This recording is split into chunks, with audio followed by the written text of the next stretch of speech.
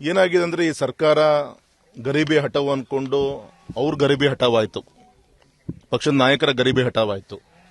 ಆದರೆ ಕೊಡ್ತೀನಿ ಕೊಡಿಸ್ತೀನಿ ಕೊಡೋನ್ ತೋರಿಸ್ತೀನಿ ಅನ್ಕೊಂಡೆ ಉದ್ಯೋಗನ ಕೊಡೋಂಥ ಕೆಲಸವನ್ನು ಈ ಸರ್ಕಾರ ಮಾಡಲಿಲ್ಲ. ಹಾಗಾಗಿ ಇವತ್ತು ಫ್ರಸ್ಟ್ರೇಷನ್ ಇಂದ ಯುವಕರು ಕಾಯ್ದು ಇವತ್ತು ಕಾಲ್ ಮಾಡ್ತೀನಿ ನಾಳೆ ಕಾಲ್ ಮಾಡ್ತೀನಿ ಅನ್ಕೊಂಡು ಮತ್ತೆ ಈಗಾಗಲೂ ಯಾವುದೋ ಮೀಸಲಾತಿ ಇನ್ನೊಂದು ಯಾವುದೋ ಹರೀಕತೆ ಹೇಳ್ಕೊಂಡು ಈ ತರ ಪೋಸ್ಟ್ಪೋನ್ ಮಾಡುವಂತ ಕೆಲಸನ ಮಾಡ್ತಾರೆ. ಆಶ್ಚರ್ಯ ಅಂದ್ರೆ ಗೌರವಂತ ಮುಖ್ಯಮಂತ್ರಿಗಳು ಇದಕ್ಕೆ ಬಿಜೆಪಿ ಕಾರಣ ಅಂತ ಹೇಳ್ತಾರೆ. ಈ ರೀತಿ ಇನ್ನೊಬ್ಬರ ಕಡೆ ಬೆರಳು ತೋರಿಸೋದು ಬಿಟ್ಟು ದೇವ್ರು ನಿಮಗೆ ಆಶೀರ್ವಾದ ಮಾಡಿ ಮುಖ್ಯಮಂತ್ರಿ ಸ್ಥಾನದಲ್ಲಿ ಕೂರಿಸಿದ್ದಾರೆ. ನಿಮ್ಮ ಸರ್ಕಾರ ಇದೆ, ಯುವಕರ ಬಗ್ಗೆ ಪದವೀಧರ ಬಗ್ಗೆ ಆದಷ್ಟು ಬೇಗ ನೋಟಿಫಿಕೇಶನ್ ಮಾಡಿ ಈ ಖಾಲಿ ಇರುವಂತಹ ಪೋಸ್ಟ್ಗಳನ್ನು ಫಿಲ್ಅಪ್ ಮಾಡುವಂತ ದಿಕ್ಕಿನಲ್ಲಿ ಪ್ರಯತ್ನ ಮಾಡಬೇಕು ಅಂತ ನಾವು ಒತ್ತಾಯ ಮಾಡ್ತೀವಿ. ಯುವಕರು ಸಾಕಷ್ಟು ನೊಂದ್ಕೊಂಡ್ಬಿಟ್ಟು ಬೀದಿಗೆ ಇಳಿದು ಹೋರಾಟ ಮಾಡಿದ್ವಿ, ವಿಧಾನಸಭೆ ಮುತ್ತಿಗೆ ಹಾಕ್ತೀವಿ ಅಂತ ಹೇಳ್ತಾರೆ. ಅದೇ ಈಗ ಆಲ್ರೆಡಿ ಆಕ್ರೋಶಗೊಂಡಿದ್ದಾರೆ ಯುವಕರು ಎಲ್ಲರೂ. ಮೊದಲು ಏಜ್ ಲಿಮಿಟೇಷನ್ ಇತ್ತು, ಪಾಪ ಏಜ್ ಲಿಮಿಟೇಷನ್ ಕೂಡ ದಾಟ್ತಾ ಇದೆ.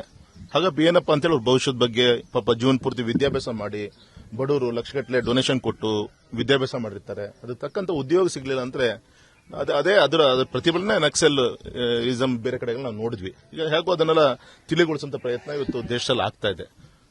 ಮತ್ತೆ ಈ ರೀತಿಯಂತ ಒಂದು ತಪ್ಪಿನಿಂದ ಮಕ್ಕಳ ಒಂದು ಮಾನಸಿಕ ಒಂದು ಕುಗ್ಗುವಂತ ಕೆಲಸ ಈ ಸರ್ಕಾರ ಮಾಡ್ತಾ ಇದೆ. ಇನ್ನಾದ್ರೂ ಕೂಡ ಎಚ್ಚರಿಕೊಂಡು ನಾಳೆ ಬಜೆಟ್ ಮಾಡ್ತಾ ಇದ್ದೀರಿ, ನಿಮ್ ಗ್ಯಾರಂಟಿ ಇಟ್ಕೊಳ್ರಿ. ಅರೆ ಇನ್ನಾದ್ರೂ ಕೂಡ ಇನ್ನು ಉಳಿದಿದ್ದು ಇನ್ಫ್ರಾಸ್ಟ್ರಕ್ಚರ್ ಮಕ್ಕಳಿಗೆ ಉದ್ಯೋಗ ಸೃಷ್ಟಿ ಮಾಡೋ ದಿಕ್ಕಿನಲ್ಲಿ ನಿಮ್ ಬಜೆಟ್ ಪೂರಕವಾಗಿರಲಿ ಅಂತ ನಾನು ಒತ್ತಾಯನ ಮಾಡ್ತೀನಿ. ಹುದ್ದೆ ಖಾಲಿ ಇದಾವೆ, ಅದು ಫುಲ್ಫಿಲ್ ಮಾಡಲಿಕ್ಕೆ ರೆಡಿ ಇಲ್ಲ ಸರ್ಕಾರ. ಪಾಪ ಅವರಿಗೆ ಆ ತರದ ಯಾವ್ದು ಕೂಡ ಗಮನ ಇಲ್ಲ ಸರ್. ಅವರಿಗೆ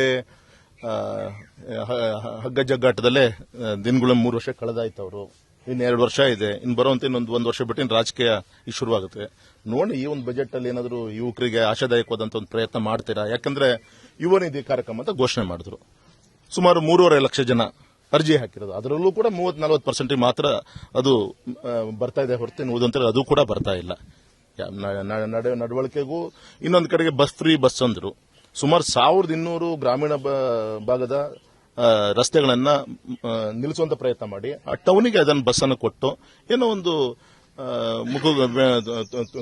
ತುಪ್ಪ ಹಚ್ಚುವಂತ ಕೆಲಸ ಅವರು ಮಾಡ್ತಾ ಇದ್ದಾರೆ. ಗ್ರಾಮೀಣ ಪ್ರದೇಶದಲ್ಲಿ ವಿದ್ಯಾರ್ಥಿನಿಗೆ ಹೋಗಿ ಶಾಲೆ ಹೋಗ್ಲಿಕ್ಕೂ ಕೂಡ ಬಸ್ ಇಲ್ಲ. ಇಂಥ ಒಂದು ವಿಚಿತ್ರವಾದಂತಹ ಒಂದು ಪರಿಸ್ಥಿತಿ. ಜನ ಬೇಸತ್ತು ಹೋಗಿದ್ದಾರೆ. ಜನ ಸರ್ಕಾರದ ವಿರುದ್ಧ ಬೇಸತ್ತಿದ್ದಾರೆ ಅನ್ನೋಕೆ ಇನ್ನೊಂದು ಮುಖನೇ ನಿನ್ನೆ ಧಾರವಾಡದಲ್ಲಿ ನಮ್ಮ ಯುವಕರು ಬೀದಿಗೆ ಇಳಿದಿರೋದು. ಇದನ್ನ ಅರ್ಥ ಮಾಡಿಕೊಂಡು ನಿಮ್ ಕೈಲಾದ್ರೆ ನೀವು ಮಾಡಿ, ಇಲ್ಲಾಂದ್ರೆ ಜಾಗ ಬಿಟ್ಟು ತೊಲಗ್ರಿ. ನಮ್ಮ ಮೋದಿಜಿ ಅವರ ಒಂದು ನೇತೃತ್ವದಲ್ಲಿ ಏನ್ ಇನ್ನು ಒಳ್ಳೇದು ಮಾಡಕ್ಕಾಗತ್ತೆ ನಾವು ಮಾಡೋ ಕೆಲಸ ಮಾಡ್ತೀವಿ ಸರ್. ಗೃಹ ಸಚಿವರು ಅದೇ ಹೇಳ್ತಾ ಇರೋದು, ದಲಿತ ಸಿಎಂ ಇನ್ನೊಂದು ನೀವು ಯಾರನ್ನಾರು ಮಾಡ್ಕೊಳ್ರಿ. ಅರೆ ರಾಜ್ಯದ ಲಾ ಅಂಡ್ ಆರ್ಡರ್ ಇವತ್ತು ಹಿಂದೂ ಜನರ ಕಗ್ಗೊಲೆಗಳು ಇಡೀ ರಾಜ್ಯದಲ್ಲಿ ಆಗ್ತಾ ಇದೆ. ದೊಡ್ಡ ಉದಾಹರಣೆಗಳು ಇದೆ. ಭ್ರಷ್ಟಾಚಾರ ಇದೆ, ದಿನ ಕೇಳಿ ಬರ್ತಾ ಇದೆ. ಹಾಗೆ ಈ ನೋವಿಗೆ ಯಾರು ಕೂಡ ಬೆಲೆ ಕಟ್ಟಲಿಕ್ಕೆ ಆಗಲ್ಲ. ಈ ಕಡೆ ಗಮನ ಕೊಡಬೇಕು ಅಂತ ಒತ್ತಾಯ ಮಾಡ್ತೀವಿ. ಹರಿದಿದೆ ಪಾಪ. ಈಗ ರಾಜ್ಯ ಸರ್ಕಾರ ಹಣ ಕೊಟ್ಟಿದ್ದಾರೆ, 6 ಕೋಟಿ ಕೊಟ್ಟಿದ್ದಾರೆ. ಟೆಂಡರ್ ಕರೆಯಕ್ಕೆ 6 ಕೋಟಿ 6 ತಿಂಗಳು ಮಾಡಿಬಿಟ್ರು. ಟ್ರಾನ್ಸ್ಮಿಟರ್ ಕೇಂದ್ರ ಇದು ನೈಟ್ ಲ್ಯಾಂಡಿಂಗ್ ಇನ್ಸ್ಟ್ರೂಮೆಂಟ್ ಬಂದು 6 ತಿಂಗಳಾಯ್ತು. ಈ ತರದೆಲ್ಲ ವಿತೌಟ್ ಟೆಂಡರ್ ಬೇಕಾದ್ರೆ ಯಾರೋ ನಿರ್ಮಿತಿ ಅಂತವ್ರಿಗೆ ಕೊಟ್ಟು ಮಾಡಿಸಬಹುದಿತ್ತು. ಆಗ್ಲಿ ಟೆಂಡರ್ ಮಾಡಿದ್ದಾರೆ, ಇನ್ನು ಕೆಲಸ ಶುರುವಾಗಿಲ್ಲ. ಕಾಂಟ್ರಾಕ್ಟ್ ಕೇಳಿದ ಅವನೇನೋ ಬೇರೆ ಪಾಪ ಹರಿಕತೆ ಹೇಳ್ತಾ ಇದ್ದಾರೆ. ಕೆಲಸ ಬೇಗ ಶುರು ಮಾಡಿ ಬೇಗ ಲೋಕಾರ್ಪಣೆ ಮಾಡಿದ್ರೆ ನಾಳೆ ಮಳೆಗಾಲ ಶುರುವಾಗೋದೊಳಗೆ ನಮಗೆ ಮಿಡ್ ನೈಟ್ ಫ್ಲೈಟ್ ಕೂಡ ಆಪರೇಟ್ ಮಾಡ್ಲಿಕ್ಕೆ ಈಸಿ ಆಗುತ್ತೆ. ಬೇಗ ಮುಗಿಸಬೇಕು ಅಂತ ಹೇಳ್ತೀನಿ. ಮತ್ತೆ ಮೊನ್ನೆ ಡೈರೆಕ್ಟರ್ ಫೋನ್ ಮಾಡಿದ್ದೆ, ನೀವು ಡೇ ಟೈಮಲ್ಲಿ ಫ್ಲೈಟ್ ಆಪರೇಟ್ ಆಗುತ್ತೆ ಅಂತ ಹೇಳಿ ಕೆಲಸ ನಿಲ್ಸಕ್ ಹೋಗ್ಬಿಟ್ರಿ. ಡೇ ಅಂಡ್ ನೈಟ್ ಕೆಲಸ ಮಾಡಿ. ಯಾಕಂದ್ರೆ ಹುಬ್ಳಿಲಿ ಇವತ್ತು ಅಲ್ಲಿ ಎಕ್ಸ್ಪೆನ್ಷನ್ ಆಗ್ತಾ ಇದೆ. Day and night number of ದಿನ 45 ಫ್ಲೈಟ್ ಬರ್ತಾ ಇದೆ.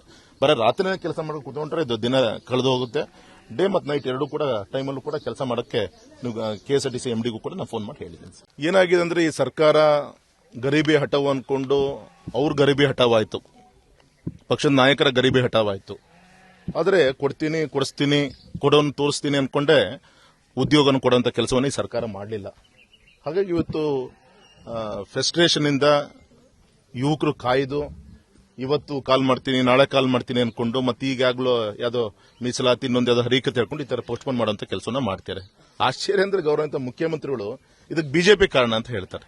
ಈ ರೀತಿ ಇನ್ನೊಬ್ಬರ ಕಡೆ ಬೆರಳು ತೋರಿಸೋದು ಬಿಟ್ಟು ದೇವ್ರು ನಿಮಗೆ ಆಶೀರ್ವಾದ ಮಾಡಿ ಮುಖ್ಯಮಂತ್ರಿ ಸ್ಥಾನದಲ್ಲಿ ಕೂರಿಸಿದ್ದಾರೆ. ನಿಮ್ ಸರ್ಕಾರ ಇದೆ, ಯುವಕರ ಬಗ್ಗೆ ಪದವೀಧರ ಬಗ್ಗೆ ಆದಷ್ಟು ಬೇಗ ನೋಟಿಫಿಕೇಶನ್ ಮಾಡಿ ಈ ಖಾಲಿ ಇರುವಂತಹ ಪೋಸ್ಟ್ಗಳನ್ನು ಫಿಲ್ಅಪ್ ಮಾಡುವಂತ ದಿಕ್ಕಿನಲ್ಲಿ ಪ್ರಯತ್ನ ಮಾಡಬೇಕು ಅಂತ ನಾವು ಒತ್ತಾಯ ಮಾಡ್ತೀವಿ. ಯುವಕರು ಸಾಕಷ್ಟು ನೊಂದ್ಕೊಂಡ್ಬಿಟ್ಟು ಬೀದಿಗೆ ಇಳಿದು ಹೋರಾಟ ಮಾಡಿದ್ವಿ, ವಿಧಾನಸಭೆ ಮುತ್ತಿಗೆ ಹಾಕ್ತೀವಿ ಅಂತ ಹೇಳ್ತಾರೆ. ಅದೇ ಈಗ ಆಲ್ರೆಡಿ ಆಕ್ರೋಶಗೊಂಡಿದ್ದಾರೆ ಯುವಕರು ಎಲ್ಲರೂ. ಮೊದಲು ಏಜ್ ಲಿಮಿಟೇಷನ್ ಇತ್ತು, ಪಾಪ ಏಜ್ ಲಿಮಿಟೇಷನ್ ಕೂಡ ದಾಟ್ತಾ ಇದೆ.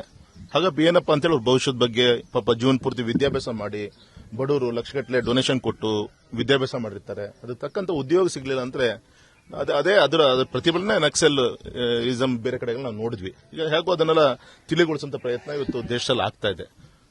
ಮತ್ತೆ ಈ ರೀತಿಯಂತ ಒಂದು ತಪ್ಪಿನಿಂದ ಮಕ್ಕಳ ಒಂದು ಮಾನಸಿಕ ಒಂದು ಕುಗ್ಗುವಂತ ಕೆಲಸ ಈ ಸರ್ಕಾರ ಮಾಡ್ತಾ ಇದೆ. ಇನ್ನಾದ್ರೂ ಕೂಡ ಎಚ್ಚರಿಕೊಂಡು ನಾಳೆ ಬಜೆಟ್ ಮಾಡ್ತಾ ಇದ್ದೀರಿ, ನಿಮ್ ಗ್ಯಾರಂಟಿ ಇಟ್ಕೊಳ್ರಿ. ಅರೆ ಇನ್ನಾದ್ರೂ ಕೂಡ ಇನ್ನು ಉಳಿದಿದ್ದು ಇನ್ಫ್ರಾಸ್ಟ್ರಕ್ಚರ್ ಮಕ್ಕಳಿಗೆ ಉದ್ಯೋಗ ಸೃಷ್ಟಿ ಮಾಡೋ ದಿಕ್ಕಿನಲ್ಲಿ ನಿಮ್ ಬಜೆಟ್ ಪೂರಕವಾಗಿರಲಿ ಅಂತ ನಾನು ಒತ್ತಾಯನ ಮಾಡ್ತೀನಿ. ಲಕ್ಷಾಂತರ ಹುದ್ದೆ ಖಾಲಿ ಇದಾವೆ, ಅದು ಫುಲ್ಫಿಲ್ ಮಾಡಲಿಕ್ಕೆ ರೆಡಿ ಇಲ್ಲ ಸರ್ಕಾರ. ಈಗ 2.5 ವರ್ಷ ಆಯ್ತು. ಪಾಪ ಅವರಿಗೆ ಆ ತರದ ಯಾವ್ದು ಕೂಡ ಗಮನ ಇಲ್ಲ ಸರ್. ಅವರಿಗೆ ಹಗ್ಗ ಜಗ್ಗಾಟದಲ್ಲೇ ದಿನಗಳ 3 ವರ್ಷ ಕಳೆದಾಯ್ತು. ಅವರು ಇನ್ನು 2 ವರ್ಷ ಇದೆ, ಇನ್ನು ಬರುವಂತ ಇನ್ನೊಂದು ವರ್ಷ ಬಿಟ್ಟು ಇನ್ನು ರಾಜಕೀಯ ಈ ಶುರುವಾಗುತ್ತೆ. ನೋಡಿ ಈ ಒಂದು ಬಜೆಟ್ ಅಲ್ಲಿ ಏನಾದರೂ ಯುವಕರಿಗೆ ಆಶಾದಾಯಕವಾದಂತ ಒಂದು ಪ್ರಯತ್ನ ಮಾಡ್ತೀರಾ? ಯಾಕಂದ್ರೆ ಯುವ ನಿಧಿ ಕಾರ್ಯಕ್ರಮ ಅಂತ ಘೋಷಣೆ ಮಾಡಿದ್ರು. ಸುಮಾರು 3.5 ಲಕ್ಷ ಜನ ಅರ್ಜಿ ಹಾಕಿರೋದು. ಅದರಲ್ಲೂ ಕೂಡ 30-40% ಮಾತ್ರ ಅದು ಬರ್ತಾ ಇದೆ ಹೊರತು ಓದಂತ ಅದು ಕೂಡ ಬರ್ತಾ ಇಲ್ಲ. ನಡವಳಿಕೆಗೂ ಇನ್ನೊಂದು ಕಡೆಗೆ ಬಸ್ ಫ್ರೀ ಬಸ್ ಅಂದ್ರು. ಸುಮಾರು 1200 ಗ್ರಾಮೀಣ ಭಾಗದ ರಸ್ತೆಗಳನ್ನ ನಿಲ್ಲಿಸುವಂತ ಪ್ರಯತ್ನ ಮಾಡಿ ಆ ಟೌನಿಗೆ ಅದನ್ನು ಬಸ್ ಅನ್ನು ಕೊಟ್ಟು ಏನೋ ಒಂದು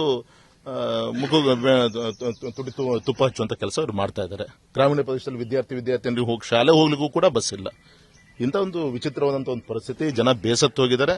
ಜನ ಸರ್ಕಾರದ ವಿರುದ್ಧ ಬೇಸತ್ತಿರೋದಕ್ಕೆ ಇನ್ನೊಂದು ಮುಖನೇ ನಿನ್ನೆ ಧಾರವಾಡದಲ್ಲಿ ನಮ್ಮ ಯುವಕರು ಬೀದಿಗೆ ಇಳಿದಿರೋದು. ಇದನ್ನ ಅರ್ಥ ಮಾಡಿಕೊಂಡು ನಿಮ್ ಕೈಲಾದ್ರೆ ನೀವು ಮಾಡಿ, ಇಲ್ಲಾಂದ್ರೆ ಜಾಗ ಬಿಟ್ಟು ತೊಲಗ್ರಿ. ನಮ್ಮ ಮೋದಿಜಿ ಅವರ ಒಂದು ನೇತೃತ್ವದಲ್ಲಿ ಇನ್ನು ಒಳ್ಳೇದು ಮಾಡಕ್ಕಾಗತ್ತೆ, ನಾವು ಮಾಡೋ ಕೆಲಸ ಮಾಡ್ತೀವಿ ಸರ್. ಗೃಹ ಸಚಿವರು ಅದೇ ಹೇಳ್ತಾ ಇರೋದು, ದಲಿತ ಸಿಎಂ ಇನ್ನೊಂದು ನೀವು ಯಾರನ್ನಾದ್ರೂ ಮಾಡ್ಕೊಳ್ರಿ. ಅರೆ ರಾಜ್ಯದ ಲಾ ಅಂಡ್ ಆರ್ಡರ್ ಇವತ್ತು ಹಿಂದೂ ಜನರ ಕಗ್ಗೊಲೆಗಳು ಇಡೀ ರಾಜ್ಯದಲ್ಲಿ ಆಗ್ತಾ ಇದೆ. ದೊಡ್ಡ ಉದಾಹರಣೆಗಳು ಇದೆ. ಭ್ರಷ್ಟಾಚಾರ ಇದೆ, ದಿನ ದಿನ ಕೇಳಿ ಬರ್ತಾ ಇದೆ. ಹಾಗೆ ಈ ನೋವಿಗೆ ಯಾರು ಕೂಡ ಬೆಲೆ ಕಟ್ಟಲಿಕ್ಕೆ ಆಗಲ್ಲ. ಈ ಕಡೆ ಗಮನ ಕೊಡಬೇಕು ಅಂತ ಒತ್ತಾಯ ಮಾಡ್ತೀವಿ. ಹರಿದಿದೆ ಪಾಪ. ಈಗ ರಾಜ್ಯ ಸರ್ಕಾರ ಹಣ ಕೊಟ್ಟಿದ್ದಾರೆ, 6 ಕೋಟಿ ಕೊಟ್ಟಿದ್ದಾರೆ.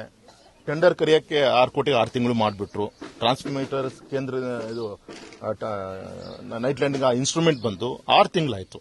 ಈ ತರದೆಲ್ಲ ವಿತೌಟ್ ಟೆಂಡರ್ ಬೇಕಾದ್ರೆ ಯಾರೋ ನಿರ್ಮಿತಿ ಅಂತವ್ರಿಗೆ ಕೊಟ್ಟು ಮಾಡಿಸಬಹುದಿತ್ತು. ಆಗ್ಲಿ ಟೆಂಡರ್ ಮಾಡಿದ್ದಾರೆ, ಇನ್ನು ಕೆಲಸ ಶುರುವಾಗಿಲ್ಲ. ಕಾಂಟ್ರಾಕ್ಟ್ ಕೇಳಿದ ಅವನೇನೋ ಬೇರೆ ಪಾಪ ಹರಿಕತೆ ಹೇಳ್ತಾ ಇದ್ದಾರೆ.